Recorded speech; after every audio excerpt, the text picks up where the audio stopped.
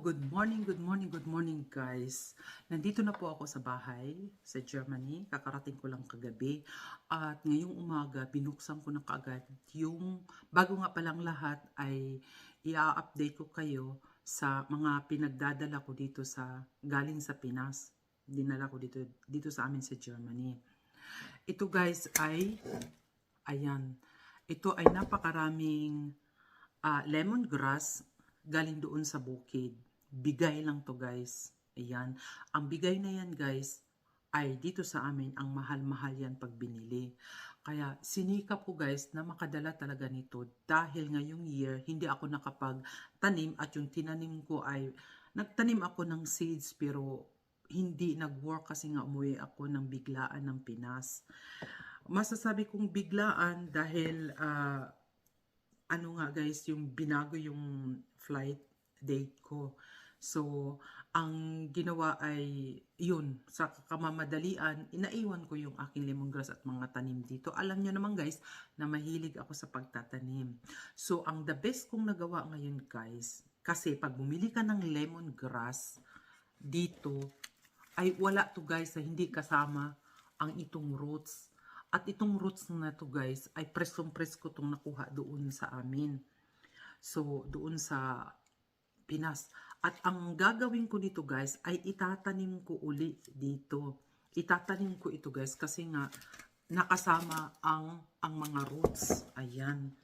At papalaguin ko to guys, kasi sa lagi kong sinasabi sa inyo, napakamahal nito sa pagbili. At pag magbili ka dito guys, wala na, hindi na guys kasama yung roots. Ganito na siya oh. Ganito na siya. Ayan, walang roots, 'di ba? Pero ang ano talaga nito guys ay ito yung pag ano nila ay itong sa loob. Ayan, ayan. Ayan ang binibenta na tanggal na yan, tanggal na yung iba. Pero magagamit ko pa naman to, tinanggal ko lang kasi masyado akong matipid nito guys kasi nga mahal nga. Ayan, yung binibenta ay nakaganito na. Ayan. O, diba? Ganon. At ang mahal talaga ng kilo dito. So, ayan yung mga binibenta. Ayan. Wala to. Walang roots. Yung ganon ba? O, hindi ko na masyadong tanggalin na ito. Wala na talaga tong roots. Ayan. So, ang mga dala ko nito ay, ayan. Ayan guys, yung roots niya talaga ay kasama. It means, matatanim ko pa. Ano ko lang nga pala sa inyo guys, yung tulad ng sinabi sa kanina na tinatanggal talaga ang roots nito pag benta kasi nalaman nila na pag bumili ang mga Pilipina dito kapag may roots pa guys ay tinatanim. Pero yung mga ganito nga lang guys, pag may makita na nilang ganun lang kaliito ay nagtatry pa rin yung mga Pilipina magtanim nito dahil talagang hindi tumutubo to guys sa amin. Ang summertime namin dito ay June, July, August. Pagdating na ng August, end of the August, 3 months lang talaga yan guys. Pagdating ng August, mag-e-end na yung August, ayan yung lamig, pumapasok na guys, yung September. Alam nyo naman guys, pag may bear, ayun na. September, ayun na malamig. September, mag-October, wala na talaga guys. Malamig na talaga dito sa amin. So, pinagsikapan ko talaga na makadala nito para makakaano pa ako nito. Anyway, kahit hindi ko na to itanim, marami pa akong last year naming mga dahon. Pero, mag-try pa rin ako, itanim ko pa rin, kasi sa dami-dami ba naman ito, ayan o. Kasi ang gusto ko kasi nito guys, may ma-share ko din sa iba, yung aking mga dala kahit sa dahon na lang. Kasi, pahirapan talaga dito guys sa Germany na makakuha ng lemongrass. Sa ibang dako siguro dito sa Germany ay malapit lang kasi sila sa Asia Laden, sa Asia Store, ay okay lang sa kanila. Okay nga pero mahal din, wala ding dahon. Yung dahon 'di ba, alam niyo naman masarap 'yan. So, at saka napaka-healthy talaga ng benefits nitong lemongrass. Sa atin, siya nga pala nga guys, sa atin tinatapon lang at hinahayaan doon po sa amin, galing ako po sa Rojas, ay talaga naman, kukuha lang sila, inihayaan lang yung dahon. Siyempre nga, marami sila. Marami, tumutubo talaga sa atin. Sa exotic place lang kasi to na tumutubo. Dito sa amin, yun nga, limitado. So, yun, kaya mahal din dito sa amin. At isa pa guys, ang inaano ko pa, ang doon sa atin, no? Yung iba, nakakaditik naman na maraming mapakinabangan talaga na kung ano-ano doon sa atin na mga tanim-tanim. Pero yung iba talaga guys, hindi, ang number one ko talaga guys na hindi ko maintindihan. Ayan na, ang lapad-lapad ng lupa, ang lapad-lapad ng mga, kung ano makatanim, walang sibuyas guys. Sorry kapatid ko. Kasi nung last kong uwi, nagtanim talaga ako ng sibuyas, hindi rin naalagaan. So kasi hindi ko lang alam guys ha kung ano talaga, siguro depende lang talaga sa tao yan kung ano talaga siguro nga lang sa marami rin siyang ginagawa. Ang laki-laki kasi ng kalaparan ng kabukiran niya ay para namang sibuyas, luya, bawang, mga kaano po tayo. Pero marami na po siyang tanim. Marami naman siyang tanim na yung kahit yung sa, kung maano nyo yung, ewan ko kung nakapagkuha ako doon ng video doon lang sa, yung sa plastic ba? Yung sa plastic, marami silang tanaman ng mga chili, di ba yung pepperoni chili, yung chili ba na ganun, ayaw ko anong tawag dyan, basta pepperoni ang tawag namin dito, pepper chili, ay meron na siya, meron ng alugbati, kung ano-ano, sa maliit lang na place, kasi yung sa bukid niya ay medyo malayo sa kanya, at yung lubak-lubak pa yung mag-drive pa doon. At yung doon kami sa nakatira ko, nakaka-follow kayo sa akin, doon sa last video ko na binagbabalot ko ito, ay doon kami, ay may maliit din siya sa harap na pinagtanim sa mga, ano nga lang, sa mga plastic, pero at least nakita ko, may mga tanim na siya, may mga lunggay, kung ano-ano ba, at saka papaya, pero yung papaya, mga ganun pa lang, oh. Pero, ang papaya kasi doon sa bukid, may bukid talaga. Ang inaano ko lang guys, sa kadami-dami ba naman guys, araw-araw, kailangan yung bawang at sibuyas at luya. Siya nga pala, meron akong biniling luya. Ewan ko lang kung update ko yun, kung naisama ko yun sa video ko. Marami talaga guys. Ang hindi ko talaga maintindihan, bakit walang sibuyas at bawang? Samantalang ang bawang at sibuyas, tuwing magluluto, ay talaga namang kailangan yun. At saka yung sibuyas, madaling tumubo. Madaling tumubo guys. Sabi ko nga, sa dami-dami baka at sa araw-araw, hindi ko, ewan ko lang guys, paulit-ulitin ko. Ewan ko kung anong ibang reason nila, hindi ko na naisip kung ano pa man.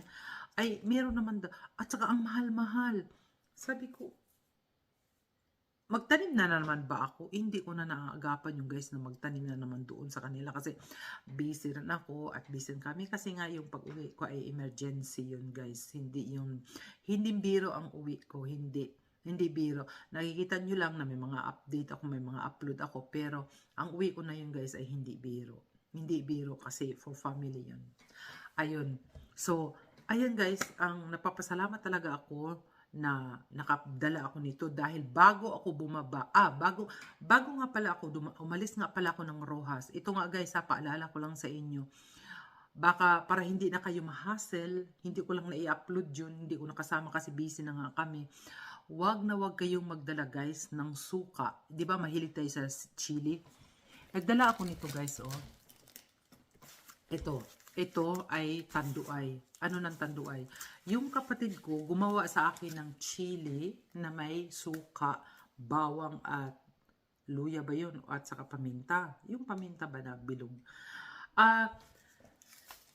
Hindi ko kasi alam guys na yung buti pala may suka ay hindi allowed ka. International or domestic plane ay hindi, flight ay hindi pwede. Pinagbabawal guys ang suka or langgaw or vinegar. Bawal yan guys. Para hindi kayo ma-hassle pag mag-flight kayo, ay kung sa barko okay lang yun. Mag-flight kayo guys, bawal ang may suka at saka chili. Kasi sasabog daw yun guys, ewan ko lang. Pero ito guys, nakadala ko. Alam nyo ba kung ano to? Papakita ko sa inyo ha. Ayan. Ito ang nabitbit ko. Sinabi ko kasi na dalawa ang suka doon at may isa akong, pakita ko sa inyo guys kung ano to. may isa akong, ayun, pinagbabalot-balot ko talaga to guys. Teka nga muna guys. I-stop ko nga muna guys. So, hulaan nyo guys kung ano to. Kasi, tinulungan na ako ng kapatid ko nito na anuhin. Kasi mabibisi daw ako pagdating na ng oras. At saka, yung ano na yun, yung bawang na yun, yung chili na yun ay may suka, ay talagang pinag-iingatan ko yung guys. Pero out of my knowing, yun pala ay bawal yun guys. Bawal na bawal. So, mabuti na lang sinabi ko, ang isa doon ay meron akong, hulaan nyo kung ano ito. Meron akong, ayan guys. Wait lang ha, at medyo mahiraman ako magbukas nito ha. Kasi, alam mo, yun ang pinaghihinayang ko talaga. Kasi sa umpisa pa lang ay ginawa na ako ng kapatid ko noon. Pero hindi nag-work yun. Kasi wala talaga akong alam na hindi pala pwede yun dalhin. Pero ipakita ko, charan! Tingnan nyo guys. Kung ano to, hulaan nyo nga kung ano to guys. Pero ang mga laging nagdadala nito ay alam na nila nito pag nasa buti ng tanduay. Ayun, daming balot guys. Oh. Ay nako guys, daming kabalot-balutan guys. Ayan. Gupitin ko na lang pa. Ayan, oh, 'di ba? Alam niyo na 'yan kung ano 'yan. So, charan. Oh, 'di ba? Ay ginamos. Ginamos. Ayan yung sinasabing maamoy-amoy pero masarap na masarap. Ayan, 'di ba? May amoy siya pero masarap na masarap. Ayan, kaya itong maaga pa ako nagising guys, kaya pinagahan ko na tong halongkatin habang tulog pa si Hubie. Hindi pa niya nakikita to para maaayos ko na.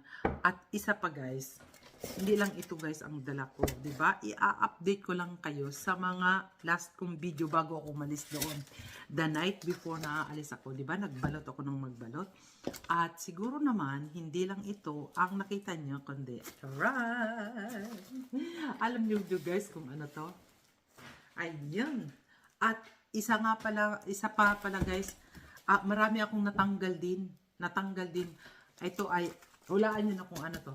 Maamoy-amoy din guys. Maamoy na amoy. Pero masarap na masarap to.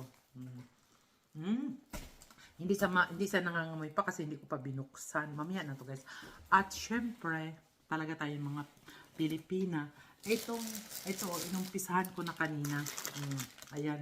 Yung mga skyflakes ko. Skyflakes. Alam nyo guys, yung iba nito, naibigay ko kay Bar the Spoiled Dog. Kasi Bar, mega love shoutout dyan. Sana na-enjoy ka sa mga pinag-iiwan ko dyan. Kasi marami pa yan guys na mga binili ko, yung mga pulburon at kung ano pa. Naibigay ko guys kay Bar the Spoiled Dog kasi siya ang naghatid sa akin until the end. Dahil nga guys, punong-puno ako ng mga binit-bit ko. At yun, naibigay sa kanya na over baggage ako, na over baggage. At saka, siya nga pala, mega love shoutout. So, Inday Lakay, maraming salamat. Nagkita tayo dyan. Wala akong video sa iyo. Short lang ata yun. Wala, hindi kita makasama ngayon sa video ko. Wala akong pero ikaw, Inday Lakay, maraming salamat sa at yung sa pasalubong mo sa akin. Imbes na ako magpasalubong, ikaw nagpasalubong sa akin, napaalis na ako. Ipakita ko lang sa inyo guys mamaya. So, ito pa guys, ayan. Ayan lang, nabit-bit ko. Pinag-anuhan ko talaga guys kasi na-over baggage na nga ako. Ang paulit-ulit. At saka, marami pa ako guys na mga dala-dala, mga pasalubong ko sa aking anak.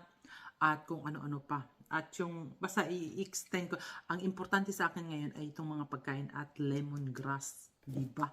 Yun ang mga importante. At ito, alamin nyo na lang kung ano ang laman nito guys. So, ayan. Alamin nyo na lang. Ito lang ang nabitbit ko rin guys. Marami rin akong naiwan din doon. Dahil alam nyo naman guys sa atin, lalo na sa Rojas, kung ano ang meron doon. Basta taga Rojas kayo, basta taga-Aklan, alam nyo na kung ano yung mga pinagbabalot dito, mga amoy-amoy. At one thing more guys pala, bago ako bumaba nga pala kanina, naglanding na yung namin, yung plane. Sabi ba, announce ba naman, yung may dalang vegetables and plants and also everything. Sabi ba naman sa ano ba tawag nito? Sa custom ko daw kukunin. Naku, doon na naman ako guys kinabahan. Kasi nakadala ako nito sa galing Thailand pero wala ganito lang guys. Ayan. Hindi yan pinagbawal. Maraming salamat. Yung sister ko, mabuti lang, na-impake ko na to the night before na flight in the next day, ay yung oras na nang aalis ako, nag-flight ako, paalis na kami noon, naku, hassle na naman guys ang nangyari. Alam nyo kung bakit? Pinagbabalot ko kasi to guys, medyo basa pa kasi at galing to sa farm. Ngayon, may buhangin siya na doon, nilanggam to guys. Kaya, ang ginawa na naman namin, pinagtanggal doon sa pagbalot ko, pag-impake ko ng gabi na yun, pagkakinumagahan, mabuti na lang yung maleta ko ay binuksan ko uli. Kasi nga may idadagdag ko ata yung nakita kong punong-puno ng langgam. Siguro nung nag-impake ako, may langgam sigurong dumaan at naisama sila at naghakot ang mga langgam. So, hindi lang siguro dahil sa may bunga buhangin pa yon at mabasa pa to, ay hindi lang siguro, dumami lang siguro yun dahil may isa. Siyempre, nagtatawag mga langgam nga. Nagtatawag kung saan yung maraming mapagkunan ng pagkain o whatever. Yun guys, ang pinakaswerte ko noon, nabuksan ko uli ang aking maleta dahil ang maleta, pag yung yung ok ba yun? Yung kakalaki tawagin dito sa amin, or mga halmigas or mga tagasaw or ants guys, bawal. At pag makita yan guys, kukunin talaga ang mga dala niya dahil hindi pwedeng pumunta dito yung mga animals. Insect na rin yan guys, di ba? Nakasama yan sa insect or animals, whatever. Hindi ko alam guys, hindi yan guys. Swerte ko talaga na buksan ko uli ang aking malita bago ako umalis. Kasi otherwise, lahat itatapon yan, pati mga gamit ko itatapon yan talaga. Kaya mag-ingat-ingat kayo guys. Ang remember lang kayo, mag-ingat kayo guys kung ano ang dadalhin. Talagang alam ko na marunong, alam nyo na yun na marunong, alam nyo na yung lahat kasi ano na kayo dyan. Pero sa mga baguhan at kahit na matagal na kayo nagdadala, wala kayong dadalhin na mga insekto papunta kung saan man kayong teritoryo pupunta. Ganon guys. At yun lang guys ang i-update ko muna ngayon at i-update ko lang uli kayo, bubuksan ko ito in my next video para malaman nyo kung ano talaga ang mga alam niyo, kung ano ang mga laman nito kasi basado na tong haba, is second part ko na lang ito. So, yun lang guys. Thank you very much at mega love shout out to Inday Lakay na nagkita tayo sa airport na ikaw pa ang nagbigay sa akin ng pasalubong. At Jennifer, maraming salamat din sa iyo sa lagi mong pag-suporta. Manong Ses, ang mga nakikita ko guys sa mga nag-rams. At Iktel ba? Pasensya na Itzel. Yung mga nagsusupport lagi sa akin na kahit nandun ako sa Pinas na hindi ako sa inyo nakapag-support. Maraming salamat guys talaga sa inyong lahat at talagang kahit hindi ko kayo na suportahan habang wala ako ay nandoon kayo. Maraming salamat sa inyo guys. Maraming salamat talaga at enjoy lang tayo lagi sa ating pagbo-vlog at tandaan, huwag magdala ng suka at yung chili na kaloob. Tanggalin nyo na lang suka kung nasa bote na, tanggalin nyo na lang ang suka at yun ang ibabalot nyo at lagyan nyo lang kung saan kayo darating, kung saan kayo pupunta ay doon nyo na lang lagyan suka kasi pag sinabi mong, pero siguro hindi ko alam later ko lang naisip na kung sinabi ko lang pala sana na chili lang ang laman ng bote, magtataka magtaka rin sila, pero wag kayong magdala ng suka. Bawal na bawal po. International or domestic flight. Okay? Kung makalusot kayo, good. Pero pag nakalusot kayo o sa hindi, para na rin maiwasan ang mangyayari or whatever na mangyari, ay huwag na lang po magdala ng bawal. Bawal sa akin. Ang iyong tingin, ang iyong ngiti, ang iyong masit. Bye-bye guys!